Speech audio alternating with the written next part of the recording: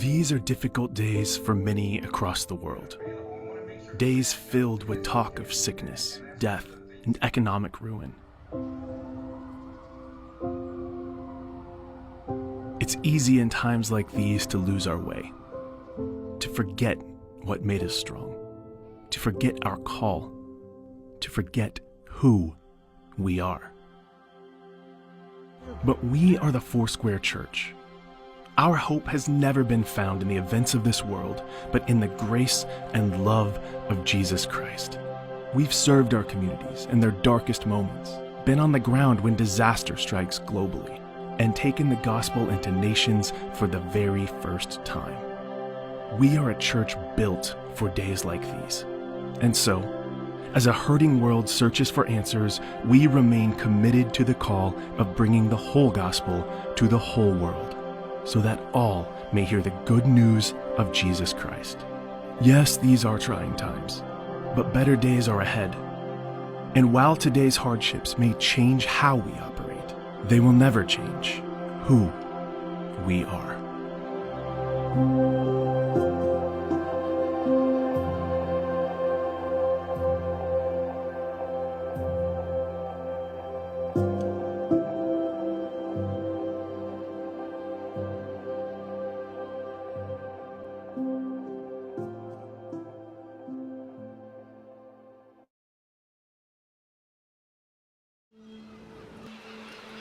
In over 150 countries around the world, we are there.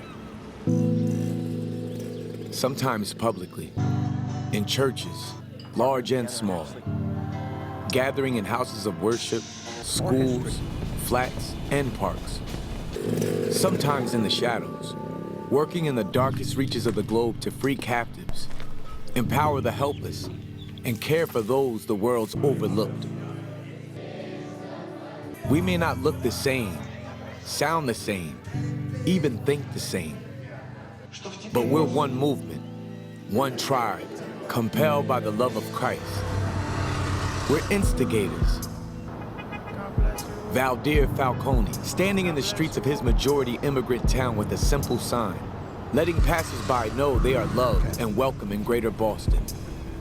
Beth Ivester, engaging in the unique culture of her Portland neighborhood by creating Swap and Play, a place for families to bring their children and find support in community, beginning spiritual conversations through her local business. We're activists. Brenda Keane, spending her days in the dusty slums of Nairobi, Kenya, pulling women out of unthinkable situations, giving them jobs, dignity, and a new identity in Christ. Juan Musquiz, overseeing a training center in Tijuana, Mexico, where former addicts, cartel members, and drug traffickers are trained as pastors before being sent home to their own communities, changing and saving lives in one of the most violent cities of his country. We're evangelists. Justin Matera, a Brooklyn-born and raised graphic designer with a passion for his hometown, starting a church in the heart of his city to reach a generation so easily swallowed by the glamour and pressure of New York, opening doors for those that have long since left the faith. Ihsan Özbek, leading the largest evangelical organization in Turkey, putting his life on the line daily to ensure his fellow Turks hear the good news of Jesus, ministering to the growing number of refugees in his country, and encouraging believers in closed countries throughout the Islamic world. How does such a diverse tribe exist? It started with our founder, Aimee Semple McPherson, who took a very different approach from the evangelists of her time. She chose a message of hope over fear, preached to both the social elite and the down and out. She fought to destroy racial, gender, and socioeconomic barriers. And we continue that fight to this day, leading the way in opening up new countries, establishing churches in our forgotten urban cores, empowering both women and men as pastors, and raising up indigenous national leaders to oversee missionary works. Aimee utilized technology, media, and the arts to spread the gospel. She wanted to build a church that interfaced with contemporary culture instead of shying away from it. She envisioned a church that would grow stronger over time, always progressing, always centered around the Bible and its transforming power. And that spirit remains alive today. We're a church for today's world. A church willing to take risk. To go places others won't. To embrace people others fear. To try things others haven't. This isn't just pastors and missionaries. This is the whole church taking the whole gospel to the whole world. And that means each of us, regardless of profession, talent, income, age, or gender, each of us plays a role in spreading the message of Christ to our world. Because we are Foursquare. And this is church, reimagined.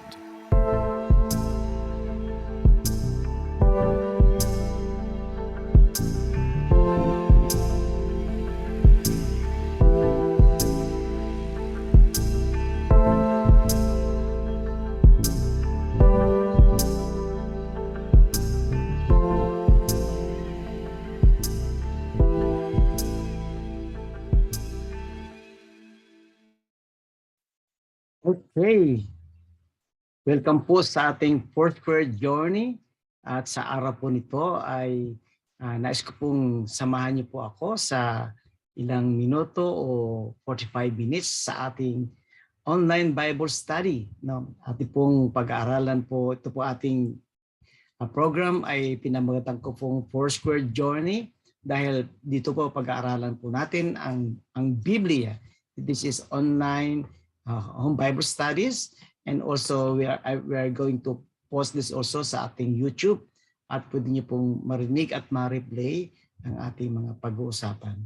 Alright, kung kayo po ay may Bible, ready lang po natin ating mga Bible, ballpen or notebook para po makapagsabay po kayo sa ating pag-aaral sa salita ng ating Panginoon. Praise God. Hallelujah. Well, yan, nais ko pong i-share sa inyo ang aking PowerPoint para po makasabay po kayo. All right. Sige po.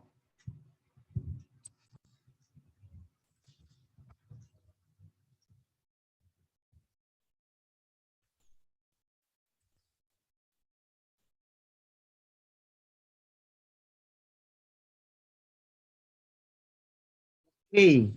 Welcome to Foursquare Journey. Ang topic po natin is about ang pagkakasala ng tao. Kung sa English po ay the fall of man. Okay? So ating text po ay mababasa sa aklat ng Genesis chapter 1 verse 27 at Genesis chapter 3 verse 1 up to 24 and Romans chapter 5 verse 12 up to 19. Hindi po natin babasahin yan lahat, but matatas din po natin ang mga laman ng mga text po na yan. But before everything else, tayo po muna ay manalangin. Hallelujah. Diyos na makapangyarihan sa lahat, akin pong idinudulog sa iyo ang pagbabahagi ng iyong mga salita. Itagong po ako, O Diyos, sa likod na yung krus at ang lahat ng mga nanonood at nakikinig sa Bible study nito, Panginoon, ay kilusin po ninyo at sa tulong at gabay ni Banal na Espiritu, ang mga bagay na hindi namin maunawaan ay ipaunawa niyo po sa amin, ituturo mo po sa amin upang kami ay maging malalim sa aming espiritual na buhay, sa aming espiritual na pananampalataya at patuloy sa paglilingkod sa iyo at maibahagi rin po namin sa iba ang mga karunungan ito na aming matutunan. Sa pangalan ni Jesus, ikaw rin po ang mag-take control ng aming internet connection na walang disturbance at Lord, maibahagi ang iyong mga salita na mayroong kapangyarihan at kaalaman nagbumula sa iyo. Sa pangalan ni Jesus. Amen and amen. Okay. Basahin po na ating text sa Genesis chapter 3, verse 1 up to 6. Sinabi po ng ganito, ang ahas ang pinakatuso sa lahat ng hayop na nilikha ng Panginoong Yahweh. Isang araw, tinanong nito ang babae, totoo bang sinabi ng Diyos na huwag kayong kakain ng anumang bungang kahoy sa halamanan? Sumagot ang babae, maaari naming kainin ang anumang bunga sa halamanan. Huwag lamang ang bunga ng puno ng nasa gitna niyon. Sinabi ng Diyos na huwag namin kakainin, nihipuin man ang bunga nito. Kung kami raw ay kakain nito, mamamatay kami. Verse 4, ngunit sinabi ng ahas, Hindi totoo yan. Hindi kayo mamamatay. Sinabi lang yan ng Diyos sapagkat alam niyang kung kakain kayo ng bunga niyon ay makakaunawa kayo. Kayo ay magiging parang Diyos at malalaman ninyo ang mabuti at masama. Verse 6, ang punong kahoy ay napakaganda sa paningin ng babae at sa palagay niya ay masarap ang bunga nito. Nais din niya na maging marunong, kaya't pumitas siya ng bunga at kumain nito. Binigyan niya ang kanyang asawa at kumain din ito. Yan po ang Genesis chapter 1 verse 1 up to 6. Now, dito po ay makikita po natin dito na kung paano na tinukso ni Satanas si Eva kung kaya ang tao po ay nagkasala. Ito pong pangyayari na kung saan ang tao po ay nahulog sa pagkakasala. Una po, tingnan po natin mga katusuhan na ginawa ni Satanas upang ang tao ay mahulog sa pagkakasala. Una po, nagpakita kay Eva bilang isang matalinong ahas. Sabi nga, ang ahas ay pinakatuso. Ibig sabihin, mukhang matalino siya. Na sa lahat ng hayop na nilikha ng Panginoong Yahweh. So ibig sabihin, matalino siya. Ang ahas nito.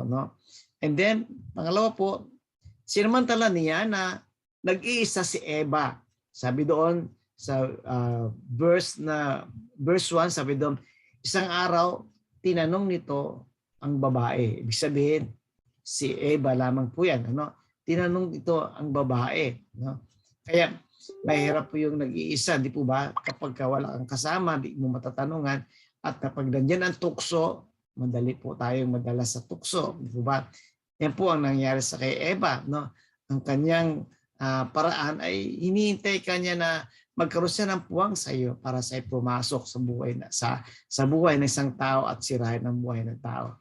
Pangatlo, ang pagtukso ay ginamit ayon sa mga kagustuhan ng tao, katulad ng pagkain, karunungan, hilig, unasa.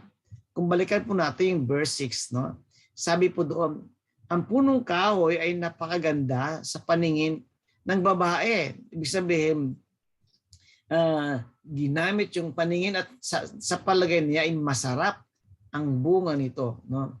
Isa po tayo po ay nahuhulog minsan sa mga pagkain, hindi po ba? At actually nga, kaya ang buhay ng tao ay nagiging maikli dahil sa pagkinakain po natin.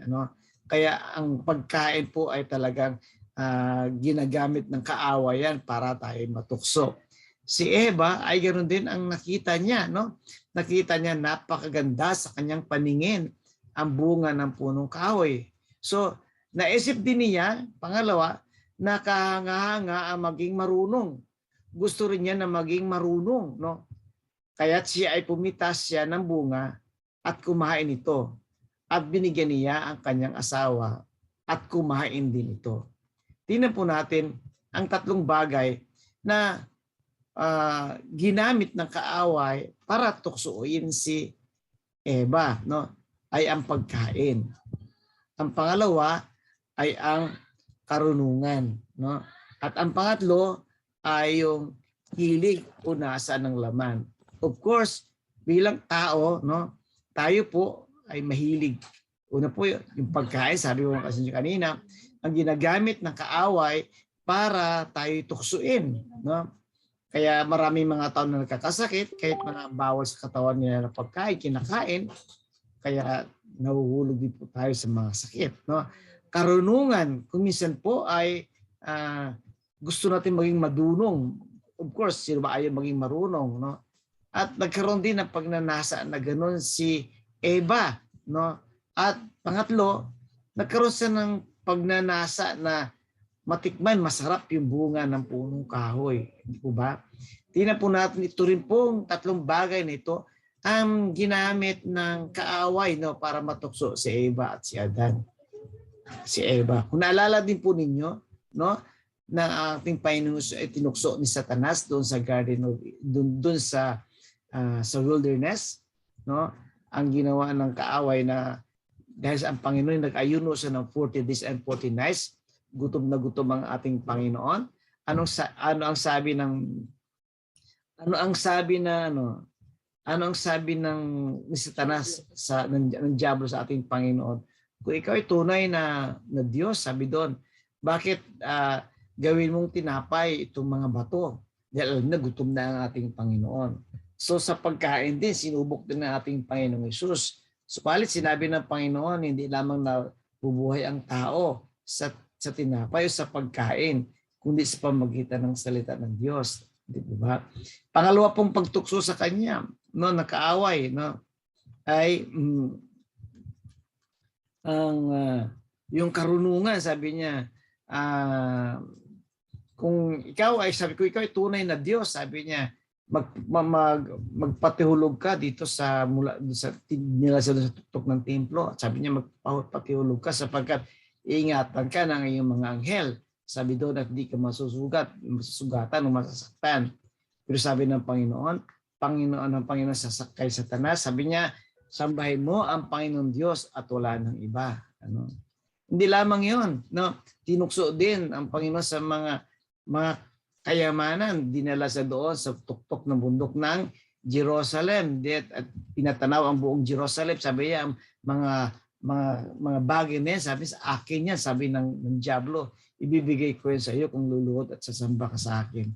Sinugot po ang kaaway ng Panginoon, ang kaaway na nasusulat, sabi niya doon, sambahin mo ang Panginoon Diyos at wala ng iba. Tingnan po natin, ito rin ang tatlong bagay na ginagamit ng kaaway para tayo mahulog sa tukso. Kung paano tinukso si Eva ni Satanas, pamagitan ng ahas, ganoon din po sa ating kapanahunan ngayon.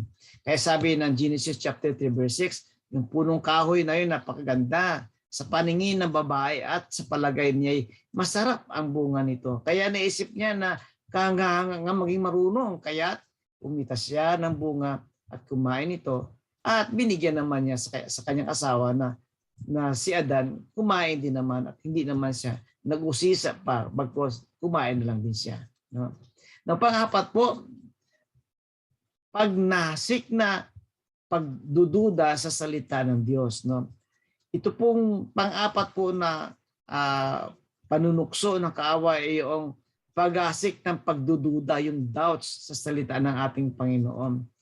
Kung naalala po niyo, sabi doon sa verse 1, totoo bang sinabi ng Diyos na huwag kayong kakain ng anumang bungang kahoy sa halamanan? Dito po makita po natin ang Diyos ay, ang diablo ay parang kino-question niya yung salita ng ating Panginoon. Totoo ba? O hindi yan totoo, sabi niya. Diba? Balikan po natin yung verse 1. Sabi doon, isang araw tinanong nito ang babae, totoo ba ang sinabi ng Diyos na huwag kayong kakain ng anumang bungang kahoy sa halamanan? So, nagtatak ang kaaway sa kay Eva ng pag-alinlangan sa salita ng ating Panginoon. Subalit sumagot ang babae, sabi niya, maaari namang namin kainin ang anumang bunga ng halamanan. Huwag lamang ang bunga ng puno na nasa gitna niyon. Sinabi ng Diyos na huwag namin kakainin, hihipuin man ang bunga nito. Kung kami raw ay kakain ito, mamamatay kami. Tingnan po natin, dito po ang katusuhan ni Satanas, hindi lamang na sinamantala niya pag-iisa ni Eva, tinukso niya ang tao, si Eva sa mga kagustuhan niya, and then binigyan pa niya ng pagdududa ang salita ng Diyos sa kay Eva. Kaya yun ang dahilan na kung bakit si Eva naman ay natukso, tingnan po natin, kung balikan pa po natin, sabi, ano ba ang sinabi ni Eva? Dinugtungan po niya, sabi ni Eva, sabi niya, wag lamang ang bunga ng puno ng nasa gitna niyon. Sabi doon, sinabi ng Diyos na huwag namin kakainin, hihipuin man. Dinagdagan din ni Eva yung salita ng ating Panginoon. At binawasan ni Satanas, dinagdagan din ni Eva na di naman sinabi na gano'n. tingnan po natin ang kasunod na puntos na pag-usapan po natin dito, no?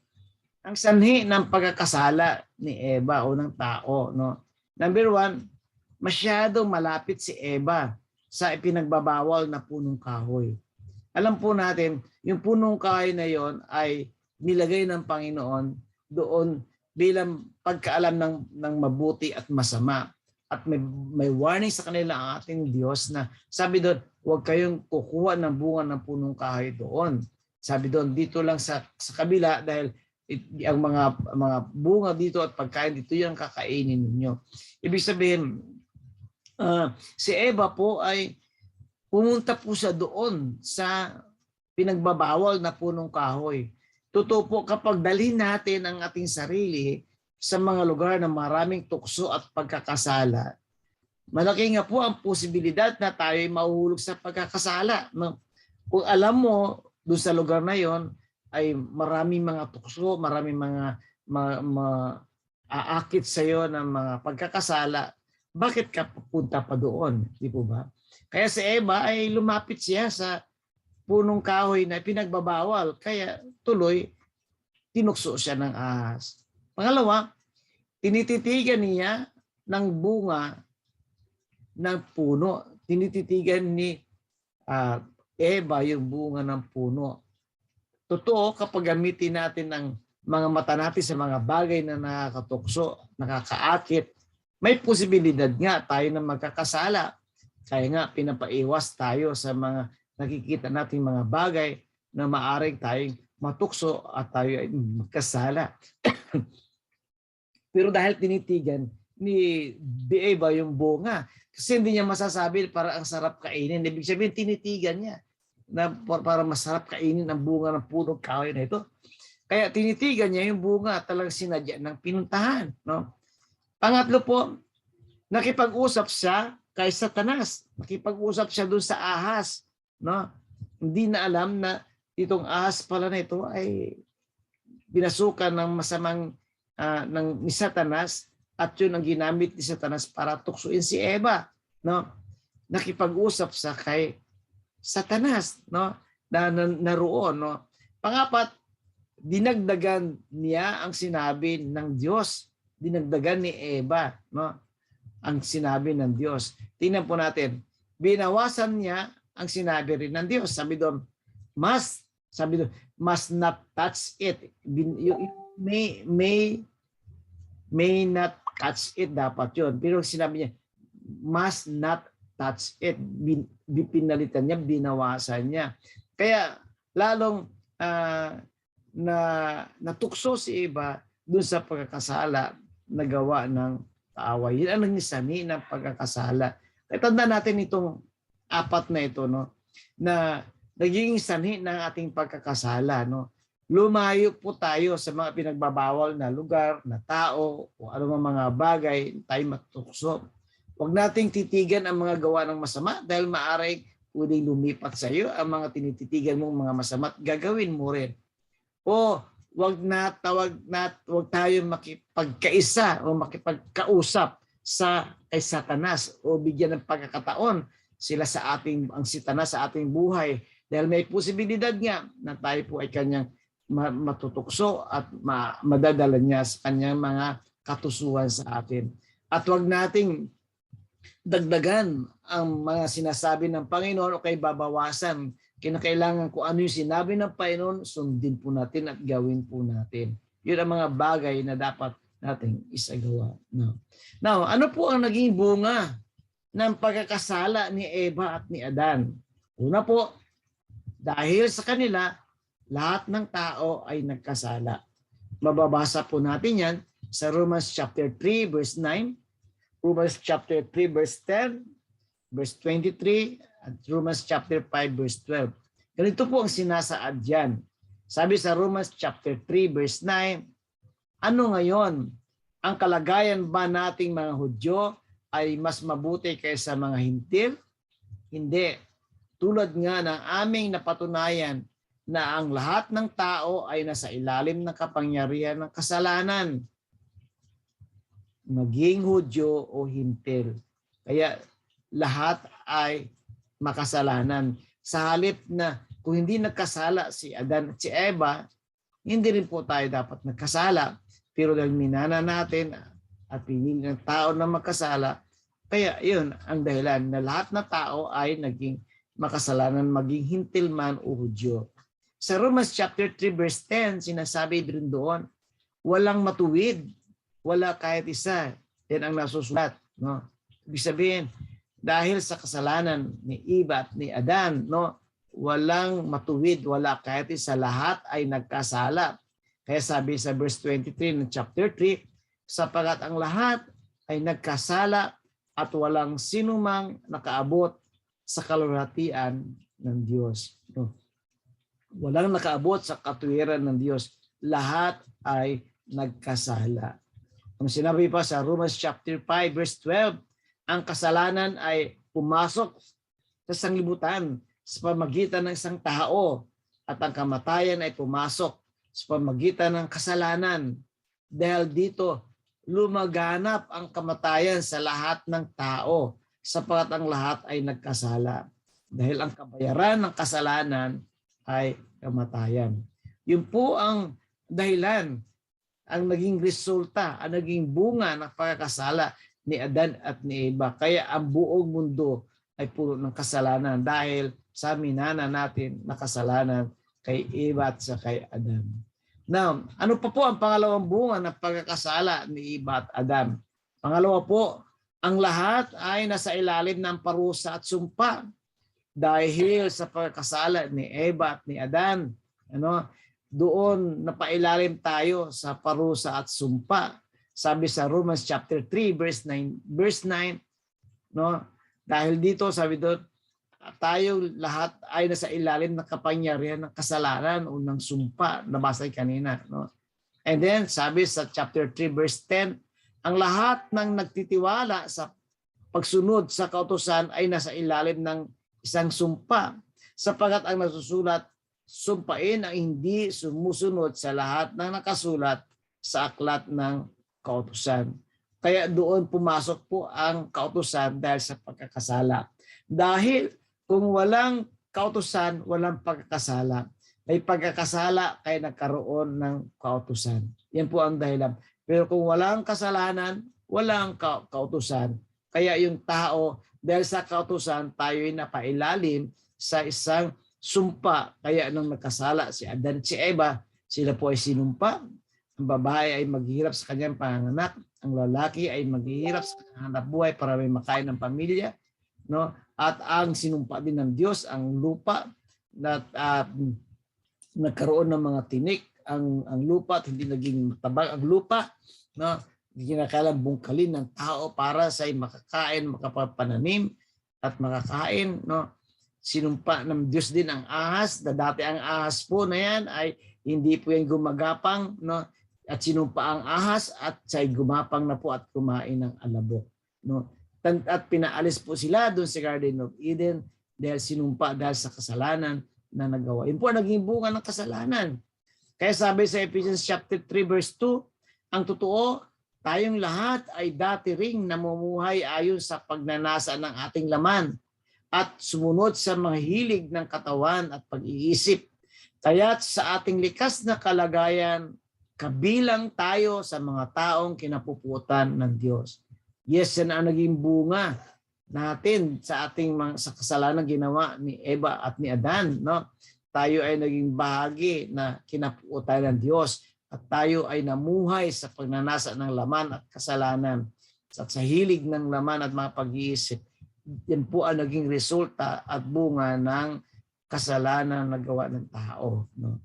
Now, ano po, pangatlo po, mga bunga ng pagkakasala ni Eva at Adan. Number 3, ang mga hindi mananampalataya ay ibinilang ng mga anak ng dyablo. At dahil po doon sa kasalanan na yan, ang lahat na hindi sumasampalataya sa ating Panginoong Hesus ay ibinilang na anak ng dyablo. Sinabi po yan sa John chapter 8 verse 44. Ang dyablo ang iyong ama at ang gusto ng ninyong gawin ay kung ano ang gusto niya. Sa simula pa lang ay mamamatay tao na siya. Hindi siya pumanig sa katotohanan kailanman sapagkat walang puwang sa kanya ang katotohanan. Kapag nagsasalita siya ng kasinungalingan, nagsasalita siya ayon sa kanyang kalikasan, sapagkat siya ay sinungaling at siya ang ama ng kasinungalingan. Take note dito sa John chapter 8 verse 44 na yung mga sinungaling, yung mga matay tao, no, at nananalig sa ating Panginoon, wala sa kanila ang katotohanan.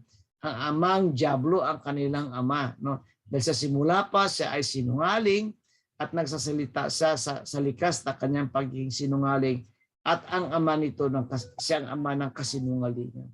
Kaya kung ikaw kapatid, kaibigan, ay nagsisinungaling, ang iyong ama ay ang kaaway. Papayag ka ba doon?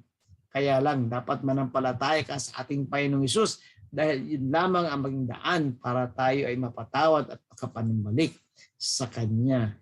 Amen. Okay. And then, ang sunod na bunga ng pagkakasala, no, na ni Eva at ni Adan ay ang buong sangkatauhan ay nasa ilalim ng kapangyarihan ni Satanas. Sabi sa 2 Corinthians chapter 4, verse 4, sinabi po na ganito, hindi sila sumasampalataya sapagkat ang kanilang isip ay binulag ng Diyos ng kasamaan sa daigdig na ito, upang hindi nila makita ang liwanag ng magandang balita tungkol sa kalulatian ni Kristo na siyang larawan ng Diyos. No? Dito po, ang siyang dahilan na kung bakit maraming mga tao na hindi makakaunawa sa katuruan ng salita ng Diyos, dahil ang diablo po, ang binubulag niya po yung mga tao upang hindi nila maunawaan ang mga salita ng ating Panginoon. Kaya nga kapag tayo nagsishare ng Word of God, kinakailangan po manalangin tayo na patnubayan tayo ng banal na Espiritu upang yung tao na makikinig ng salita ng Diyos, sila po ay maunawaan po nila. Dito po sinabi sa Korinto na ito, ang hindi sila sumampalataya sapagkat ang kanilang isip ay binulag ng Diyos ng kasamaan, ng diablo, ng daigdig na ito. Kaya hindi nila makita ang liwanag at magandang balita at ang kalulatian ng Diyos ni Kristo sa kanilang mga buhay. Dahil yan ang naging bunga ng pagkakasala ng tao. Now, ang panglima po, ano pa ang mga bunga ng pagkakasala ni Eva at Adan? Ang buong kalikasan ng tao ay nakahilig sa kasalanan. No? Sabi sa Romans chapter 5 verse 12, ang kasalanan ay pumasok sa sanglibutan sa pamagitan ng isang tao, at ang kamatayan ay pumasok sa pamagitan ng kasalanan. Dahil dito lumaganap ang kamatayan sa lahat ng tao, sapat ang lahat ay nagkasala. Yes, dahil sa kasalanan ni Eva at ni Adan, nagkaroon po ng sabi doon, ang buong kalikasan, no, ng tao ay nakahilig na sa kasalanan. Kaya mas marami ang gumagawa ng kasalanan kaysa gumagawa ng mabuti. Kaya sabi ng Panginoon, pumasok kayo sa pintuang makipot dahil ang daan patungo sa langit. Dahil ang daan patungo sa impyerno, sa kapahamakan, ay maluwang dahil marami ang pupunta doon. Kaya maraming mga tao ang nagkakasala, maraming mapapahamak. Naway wag tayo mapasama sa mga bagay na yaon na maging bunga ng ating pagkakasala, sapagkat ang Panginoong Hesus tinubos na po tayo mula sa ating mga kasalanan. Kaya sabi doon sa Romans chapter 5 verse 2 na nabasa rin kanina. Pang-anim po, mga bunga ng pagkakasala ni Eva at ni Adan, ang pangunawa ng mga tao ay naging baluktot. No? Dahil sa kasalanan, naging baluktot ang mga pag-unawa ng mga tao, lalo na sa salita ng Panginoon. Sabi sa chapter 4 verse 18 ng Ephesians, at wala silang pangunawa dahil sa kanilang kamangmangan at katigasan ng ulo, wala silang bahagi sa buhay na kaloob ng Diyos. Totoo po yun.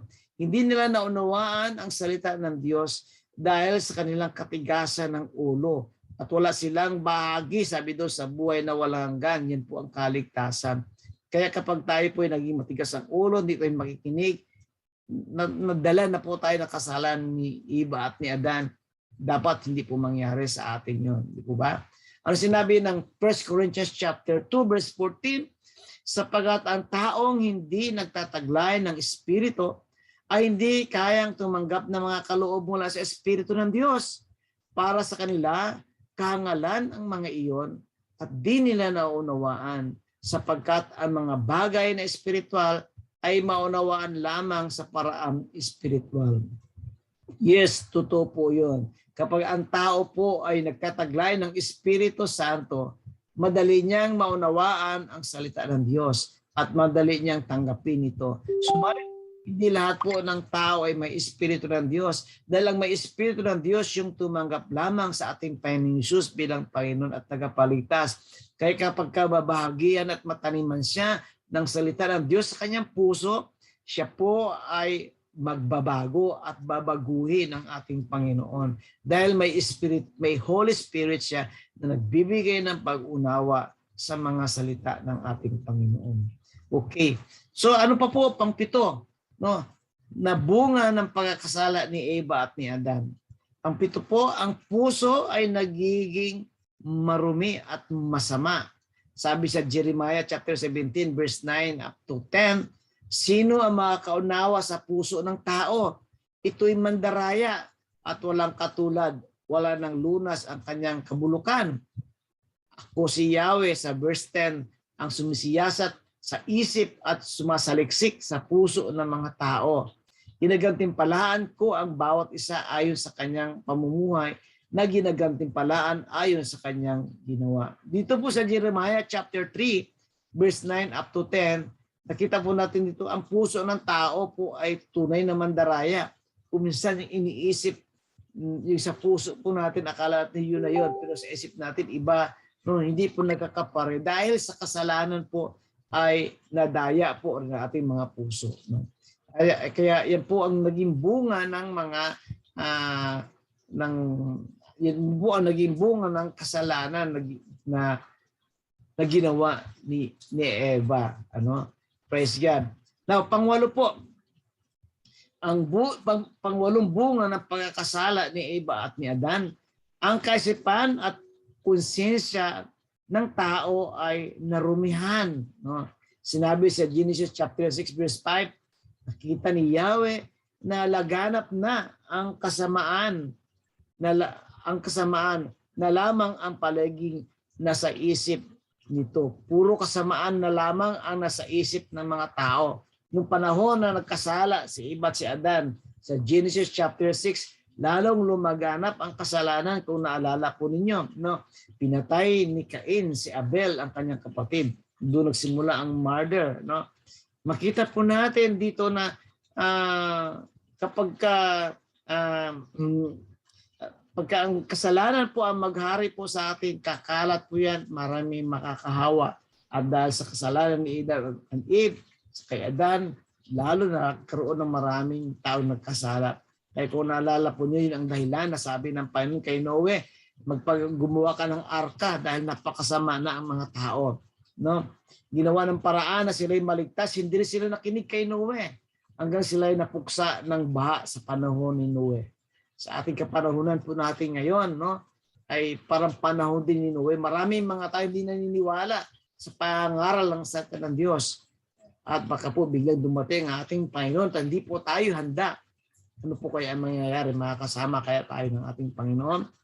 Tandaan po natin, dahil sa kasalanan, nalaganap po ang kasamaan sa buong daigdig at puro na lang kasamaan ang mga iniisip ng mga tao.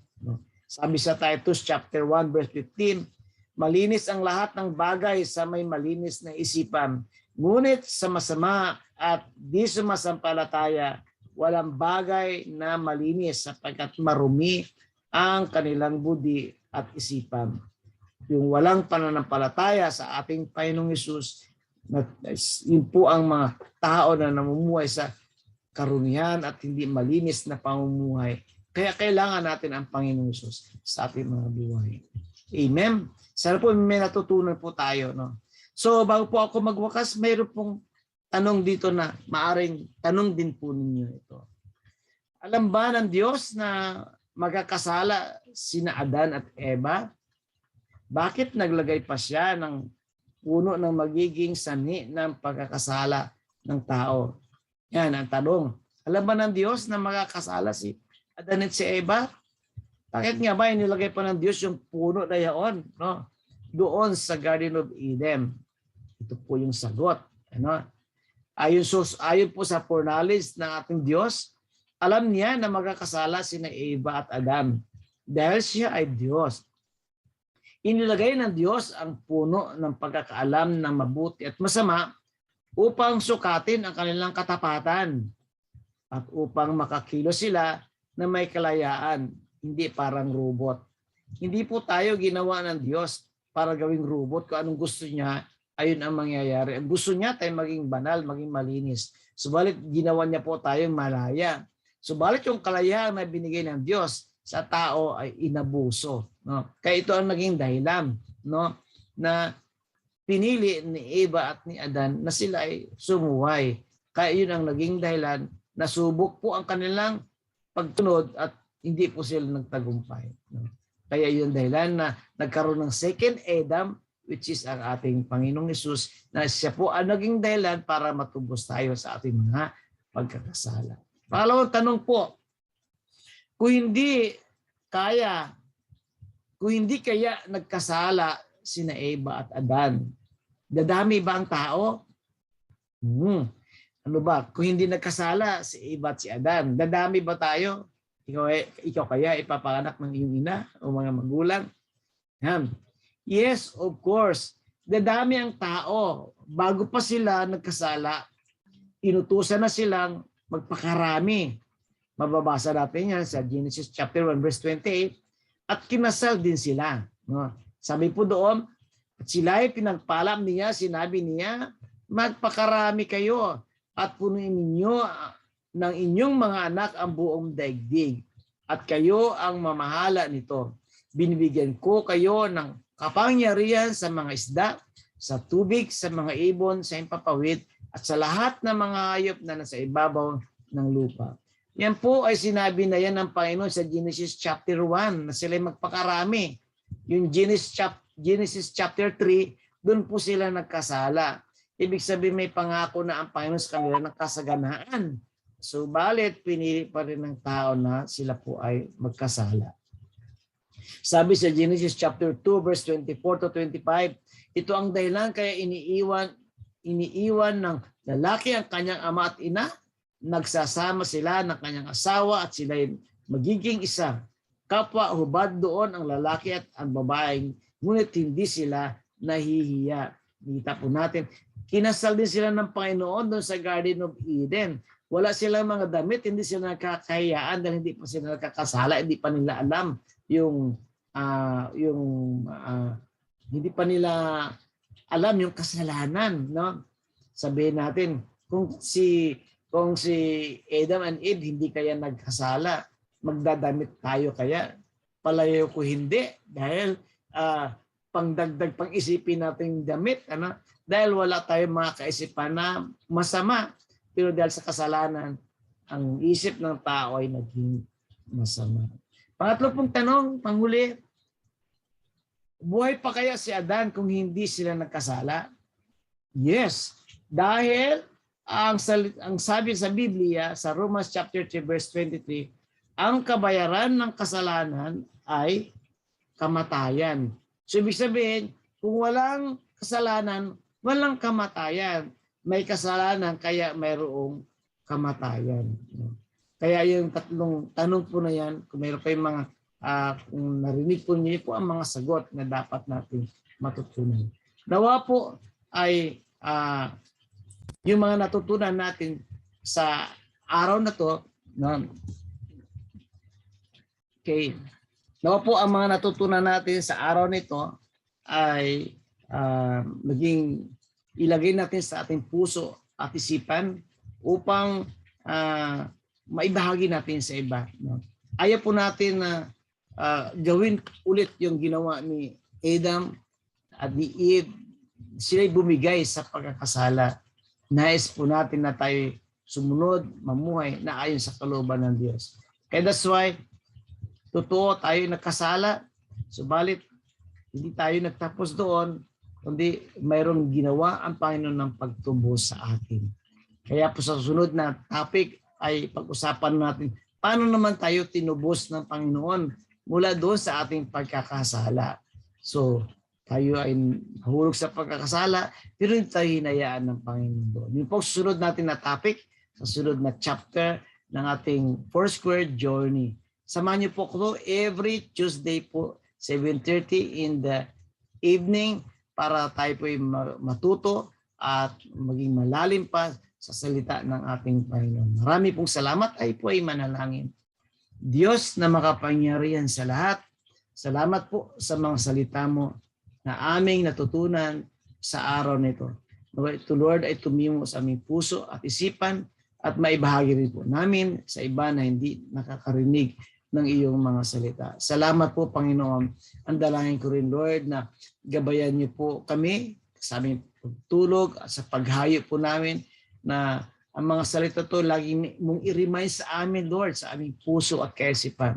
Kung mayroon mang nanonood o nakikinig sa katurang ito, Panginoon, kilusin mo, Panginoon, na ipaunawa sa amin, Lord, ang karunungan ito nang galing sa iyo. Salamat, Panginoon. Ito ako'y hinilitin na dalangin sa pangalan ng Ama, ng Anak at ng Patnubay ng Banal na Espiritu Santo. Amen and amen. Kung kayo po ay merong mga katanungan, kung kayo po ay may mga reflection, diyan lamang po magbigay lamang po kayo ng mga mag-post lamang po kayo ng mga questions or comment or reflection po ninyo sa ating mensahe na narinig po natin sa ating Bible study. At unos po din po kayo mag-chat po sa akin o pwede tayo mag-Bible study online by Zoom kung kailangan niyo po, para may share ko po yung mga knowledge pa kailangan natin matutunan. Marami pong salamat. Hanggang sa muli, pagpalay po tayo ng ating Panginoon. Hallelujah. God bless you po.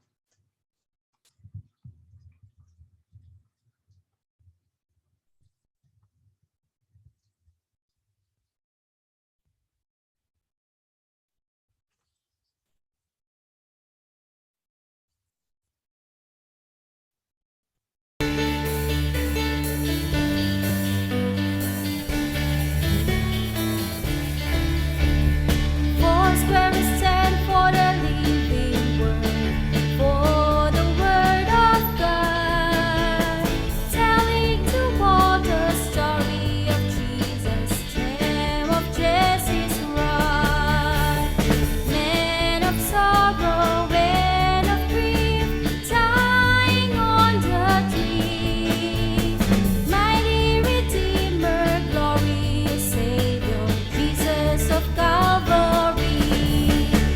The Foursquare Gospel, the Foursquare Gospel, here let the Foursquare message ring.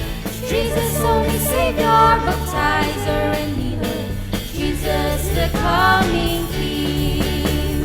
On for your banners and forward go, oh, we run some hosts, trusting in Jesus, mighty baptizer, with the Holy Ghost.